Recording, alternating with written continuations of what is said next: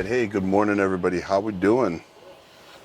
Opening up in 2 minutes here. For those here at the top of the hour, you caught my Facebook Live, a little recap of the market. So the markets are up. Actually, they've rallied about another 10 bips in the last half an hour or so, with the Qs leading the way. You know, it is feeling a little bit like yesterday's open, where we were showing some degree of strength, and then we all know what happened.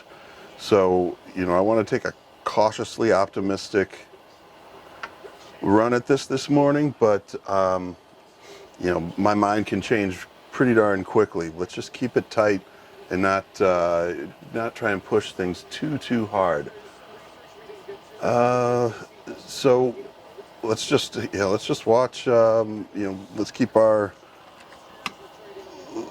our Chinese stocks up there. Although I don't know that Chinese stocks are going to be as indicative of market direction as they've been for the past 2 weeks, just because that is, it's largely, let's just say it's largely defined what's going on over there.